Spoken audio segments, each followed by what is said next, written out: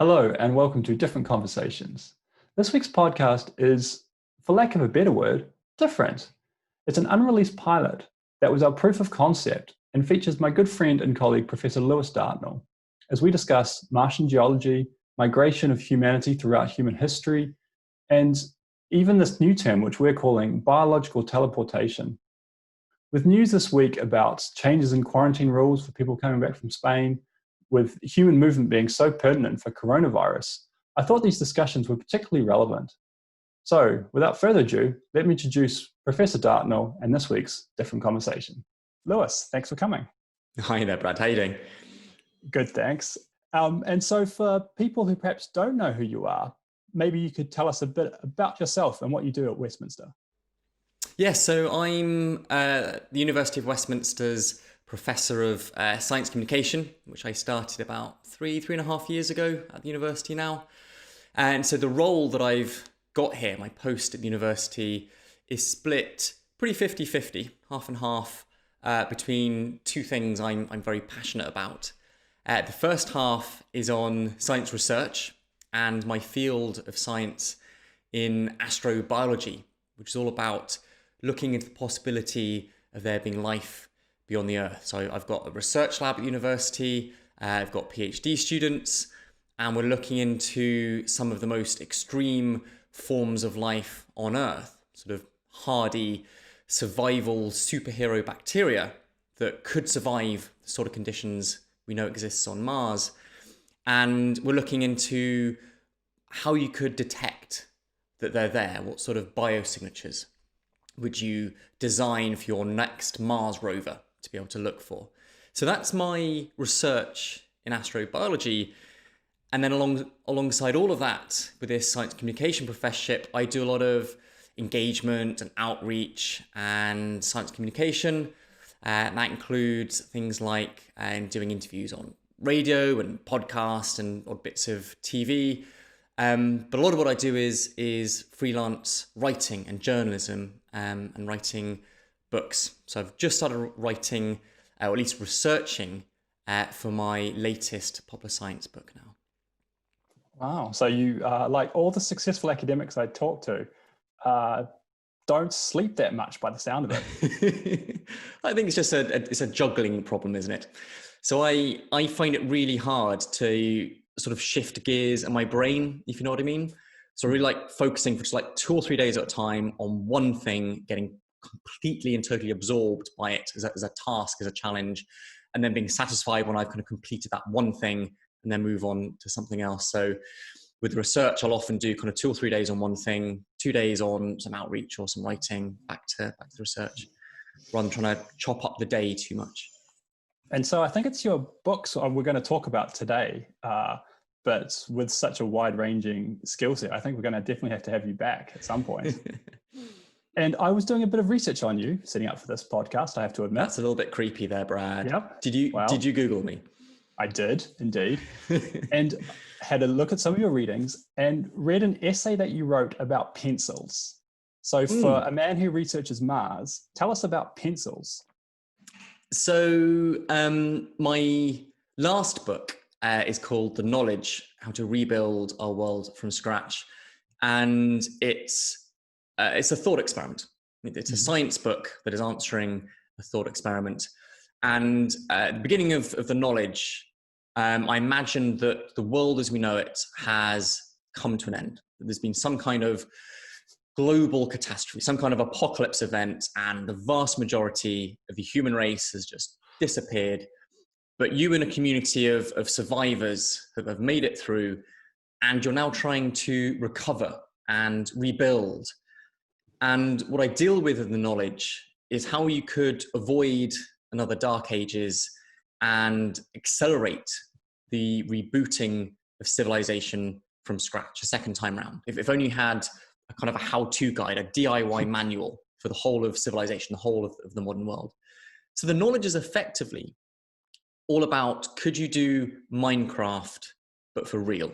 Could you start in a blank, empty landscape, start completely from scratch, and know where to go in the natural world to extract things which are useful?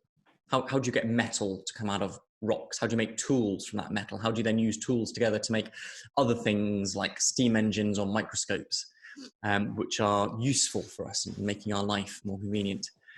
And that was published by Penguin, the publishers.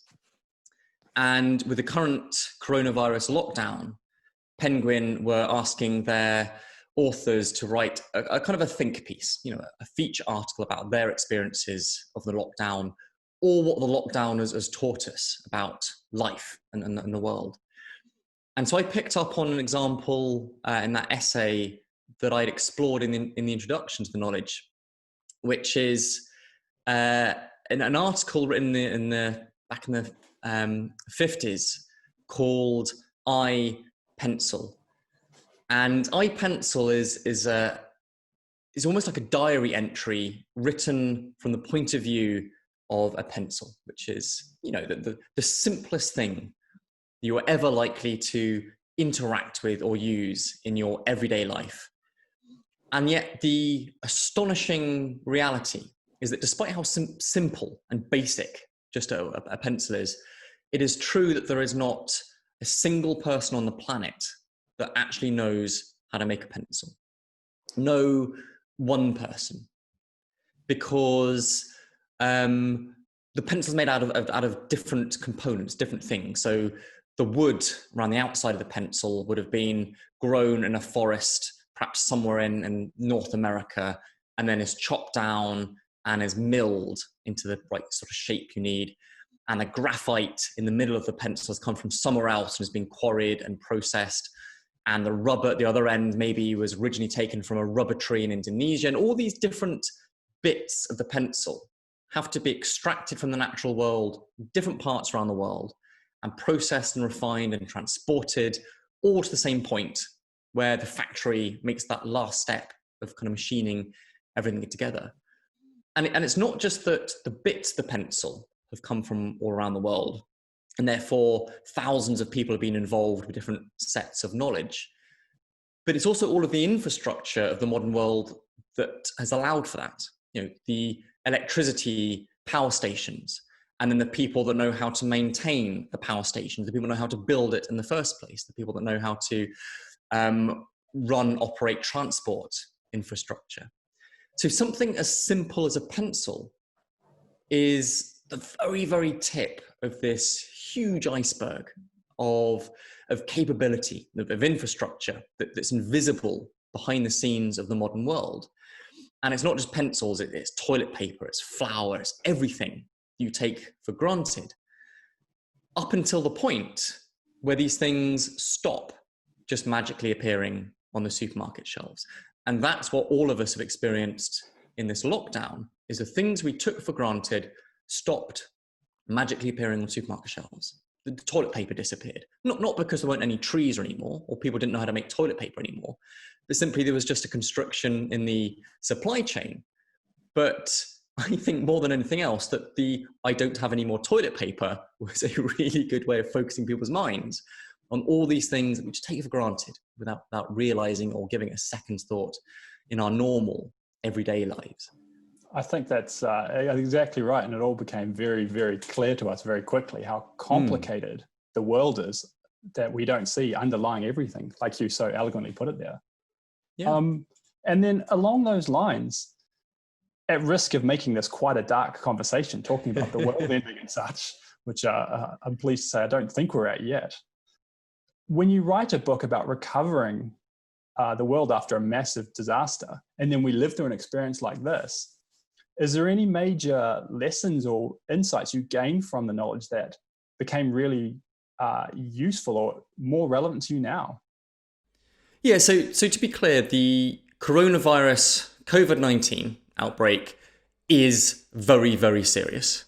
It is affecting huge numbers of people directly in terms of their health and dying and losing loved ones. And it will continue to have a substantial impact for many years to come, with the economic impact and potential recession that will be triggered by this lockdown of the global economy. This is going to have a long-lasting effect. But nonetheless, it is not an existential hazard.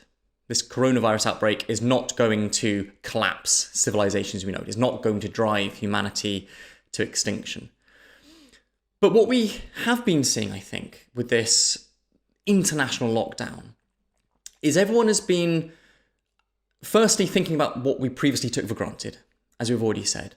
But I think we've also been rediscovering the kind of simpler things in life. We've been reconnecting with how things are made, where they come from, how they're done. And I'm the worst person as well. In the kind of pre-pandemic days, I would leave my lab or my office at the university. I'd cycle back down Euston Road and up to Stoke Newington where I live. And I would pick up from a supermarket a microwave meal on the way back, and I would chuck it in the microwave oven, and I would eat it without really thinking about where it's come from or how it was cooked. But with lockdown, my girlfriend and I have now been taking huge pleasure out of actually making dinner, buying lots of vegetables and spices and grinding it all down and choosing a meal, choosing a recipe or designing something with what we found in the fridge and actively engaging with that process of making a meal. And I think even beyond that, a huge number of us have taken up baking. And this, when you think about it, it's an incredible transformation. You take nothing more than some incredibly simple ground up grass seeds, flour, you mix it with a bit of water and then some yeast, put it in an oven, and the heat of that oven transforms it into an incredibly tasty loaf. It's basically alchemy, right? You're turning basic stuff into really delicious, nutritious, edible food. And even better than that, there's been a huge surge in people creating their own sourdough starters. And I think I might be right in saying, Brad, that you've been dabbling in this as well. He smiles smugly. I am maybe the kind of guy given a bandwagon, I might just jump on it. And yes, I have sourdough growing in my cupboard right now. True story. And what I think is amazing about sourdoughs is, for that, you don't even need to have bought a packet, a sachet of yeast. You basically play primitive microbiologist and you extract the microorganisms you need yourself naturally from the world around you. And to make a sourdough starter, you start with like a jam jar with, half flour, half water, and maybe use some grapes or some fruit or just some whole grain wheat flour, something which has already got microbes in it, yeast and lactobacillus. You allow the culture to establish itself and grow. You throw half of it away, you refill it back up. So effectively you are, on a microscopic scale, continually expanding the territory that this culture, this population of microbes can grow into. And therefore you are selecting for bugs which can grow quickly and efficiently on wheat flour, which is exactly what you need out of baking bread. So that's one of the things I explain in the knowledge about how you can go right back to grass, wheat, grinding into flour, extracting your own yeast and lactobacillus from the environment, and making a bread and therefore potentially a sandwich and lunch from absolute scratch, making lunch from stuff you can just take from the world around you. And like I say, I think a lot of people are doing that in a small way during this lockdown. We are reconnecting with how things are made and done, and therefore realizing just how satisfying and fulfilling that is, to not just pop into a supermarket and pick up a microwave meal, but do it yourself. And I think one of the very cool things about that a lot of people are realizing, I mean, we're both scientists and, let's be honest, massive nerds at the best of times.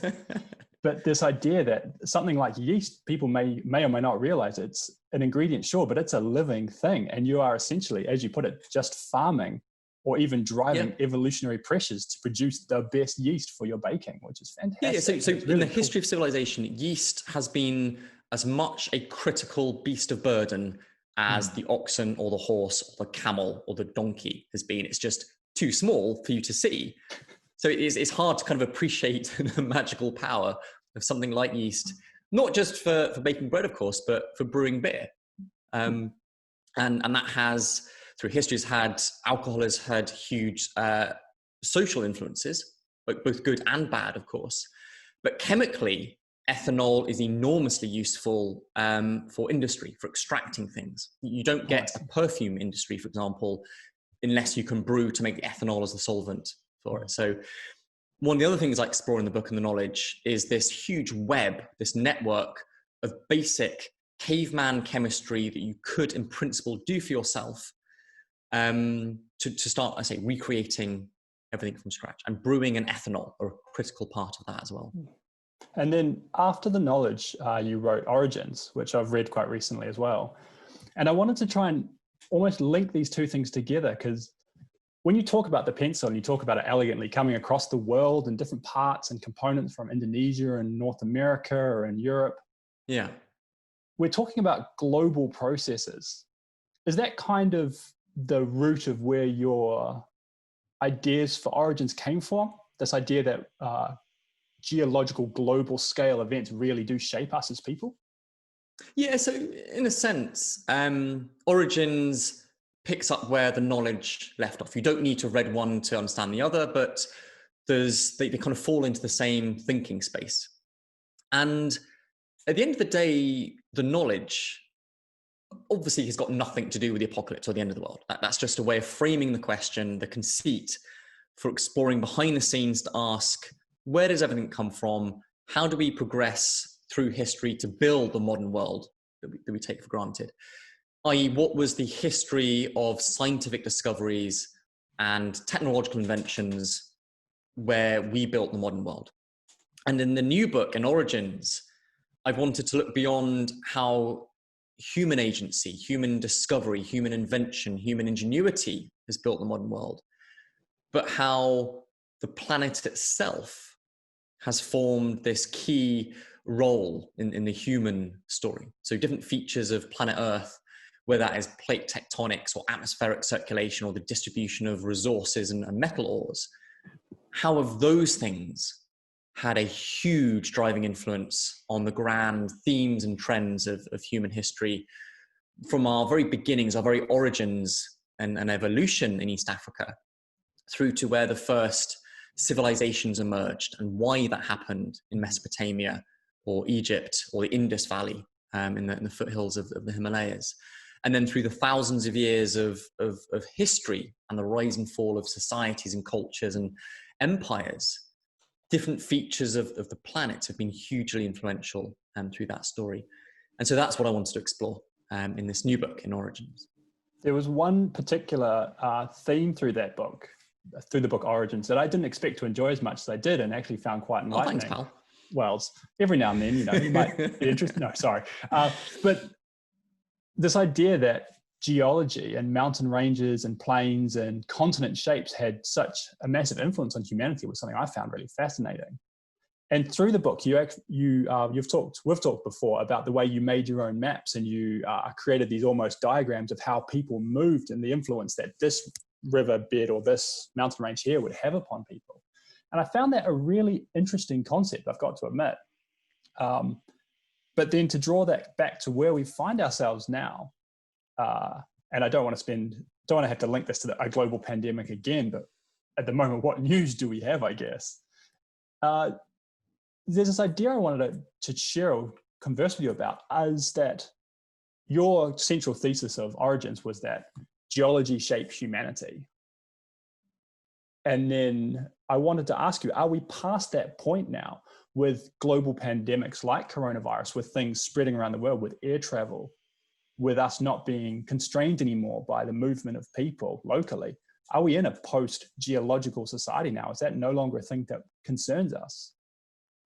What has become clear is that the human species is now the dominant environmental force on planet Earth in terms of changing the chemistry of the atmosphere by pumping out CO2 and other greenhouse gases. We are changing the climate of the entire planet. We are changing the chemistry of the oceans and acidifying them with the extra CO2. We are transporting more sediment than all of the rivers around the planet through our quarrying and our canalization and our mining and our building cities than all the natural forces. So geologists are now arguing that we should label, we should acknowledge the beginning of a new geological period in Earth's planetary history, which is the Anthropocene, the new age of humanity, the recognition that us as a species is now the dominant environmental factor, not natural features. But we've only very recently had that like awesome, incredible capability of changing the entire planet. You can define the beginning of the Anthropocene in different ways, but it's clear that since the Industrial Revolution and our harnessing of fossil energy, of coal and then oil, that humans have become vastly more capable and kind of able to alter the environment than we had done previously. But for the vast majority of our story of human history, that has not been the case. That we have been subject to the whims of our environment, and we still are to a certain extent. You know, we still get hit by natural disasters. But I wanted to look at the other side of the coin from before the Anthropocene, to look at all the different ways the Earth had altered us, and not just geology, but like I say, atmospheric circulation, the kind of distribution of resources, and all the different features of the map and different maps, and how they affect us. But there is a clear link from one of the things I was talking about in Origins to the current coronavirus lockdown, is that for centuries, for millennia, there was a major trade network strung across the backbone of Eurasia, which was the Silk Roads. Mm-hmm. And what we saw in the 14th century, one of the peaks of traffic along the Silk Road, was this trade network wasn't just very effective at moving around, you know, silk or porcelain or silver or commodities. It was also really good at transferring human ideas and thoughts and philosophies and religions and technologies, but also diseases. And the Black Death spread rapidly across Eurasia into the Mediterranean basin and then around Europe because of that trade, that fervent trade along Silk Roads. And what we've seen with coronavirus outbreak is that it started in the East Asia again, and then spread very, very rapidly along the modern Silk Roads, which are basically the flight paths of these intercontinental jet planes that can effectively teleport you around the world. You can move, you know, hundreds of people at a time far, far quicker than any of them would develop symptoms of the disease. So it's effectively instantaneous in a biological sense. And that's why in the modern world, it's very difficult to talk about any active containment or quarantine if we're all living in incredibly dense populations and cities and teleporting around the world with modern jet planes. It's not like you can quarantine ships outside ports like we did in the kind of 14th, 15th, 16th centuries. So the world has changed, of course. I think that was exactly the analogy I was about to make, was this idea of quarantining ships and week-long voyages. I really like that analogy of biological teleportation. It's a really interesting way of thinking about it. Effectively instantaneous. It's the world we live in. So you implied towards the start there you're working on a third book. I'd have to try and tease some information about that out of you if I can. What are we working on? So actually, Origins was my fourth book. Before the Knowledge and Origins, I wrote a book about the field of science that I work in astrobiology.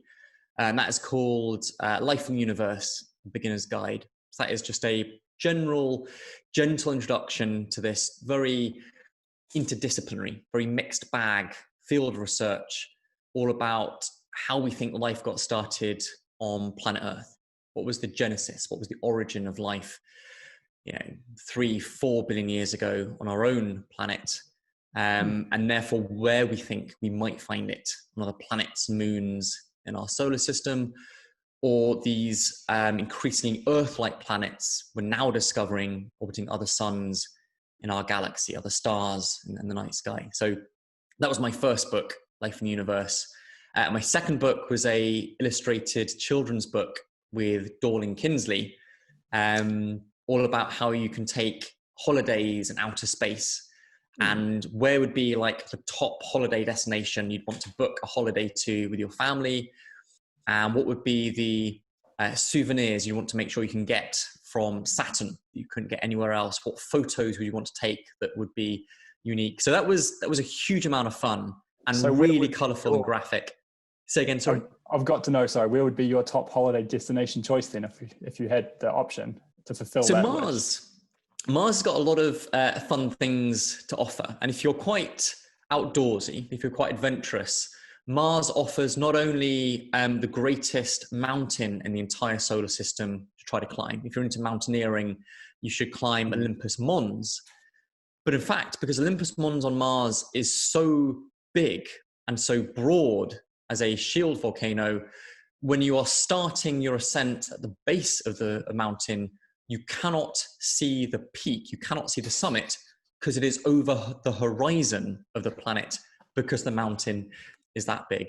And actually, it's such a gentle slope, you could quite happily stroll up Olympus Mons without really needing kind of mountaineering ropes for a large part of the ascent.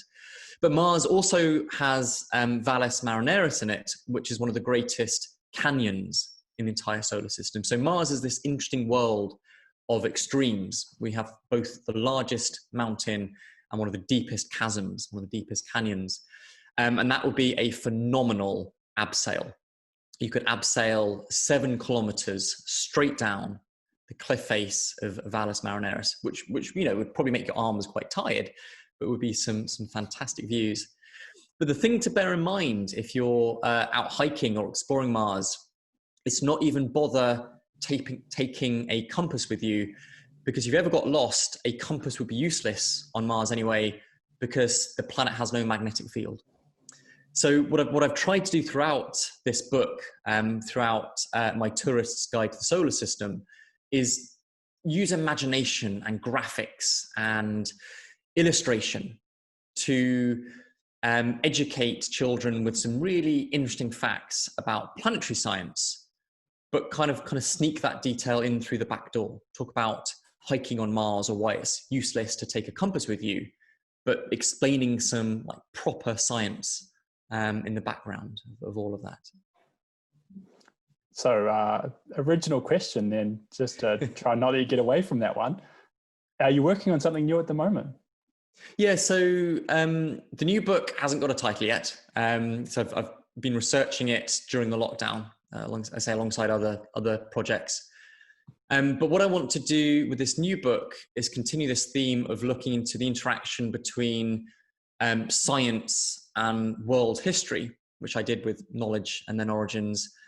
But this one I want to look much more into aspects of sort of human biology, how different features of the human body, of our physiology, our anatomy, our psychology, our genetics, our biochemistry and metabolism, how have different quirks of our humanness had a huge defining impact and influence on the course of human history and what we've been able to do as a species, or what we've been constrained from being able to do, where we can live, what we've been able to achieve, for example.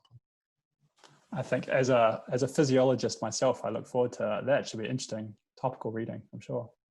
And then kind of the last question I wanted to chat with you about today, and I'll make sure I get this in here, is Professor of Science Communication, research into life on Mars, multiple books in very different subject areas.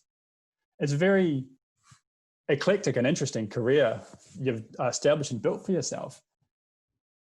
Did you see this kind of direction coming when you started training or first went to university, or is this completely like an accident, but I'll take it? How much planning went into this? I mean, a little bit. So I did biology, of course, as my first degree, moved to UCL for my PhD, and then around the university a little bit before getting this professorship at Westminster.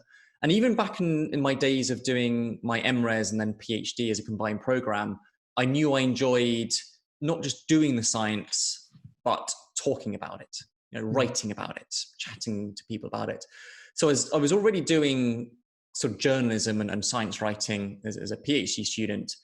And in fact, my first book, Life in the Universe, I wrote before my PhD thesis. And in a sense, writing a book and writing a PhD thesis are the same problem.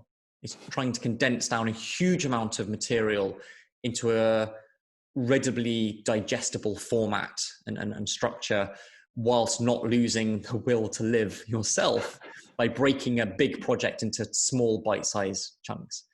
So I think throughout my career, I've been interdisciplinary in the sense that I've been a biologist looking into planetary science and astrobiology, or geology with the latest book, for example. But also I found that the different things I do aren't distractions from each other. It's not like I'm splitting my time, but I find that the different things I do help support each other. So every time I write another article or work on a new book, I get that bit better at academic writing journal papers. Like writing is a skill. And the analogy is like you go to the gym to exercise and make your muscles stronger. Every time you do an intellectual enterprise, you get that bit better at it as well, whether that's writing or designing experiments or whatever. Yeah, so I think I've been quite kind of broad and disciplinary from the outset, which it's got its bonuses, but also its issues to be aware of in terms of not spreading yourself too thin or becoming jack of all trades but the master of none. You've got to be interdisciplinary, but also keep a focus on a particular area that you can have expertise in. And so would that be your advice perhaps for any listeners who are considering science communication or a pathway similar to yours as a potential future career pathway, just to get involved and try it out? Or what do we have for those people what advice do we have for? Absolutely. And not just science communication, but whatever your hobbies are or whatever you're passionate about, you may well find you can find ways of wrapping that into your professional life as well. You may well find that you can help paying your rent or your grocery bill by doing things you enjoy doing, and it becomes more of a passion than just a job. So absolutely, have a try at something, take a punt. Don't be afraid to try new things, but do make sure you keep up things alongside your degree, your studies, your PhD work, your research. Because that will help keep you sane, but you also might find that it helps you along the way. Fantastic. I think some very, very true and fantastic advice for anybody there. Fantastic. I think I'm going to wrap up here. So thank you very much, Professor Lewis Dartnell. Thanks for having me. I do always enjoy my conversations with Lewis, and I hope you have too. If you have enjoyed today's podcast, feel free to subscribe, either on YouTube if you're watching us, or if you're listening in on iTunes, Spotify, Google Podcast, whichever podcast hosting service you use. My name's Elliott, and I hope you've enjoyed today's different conversation.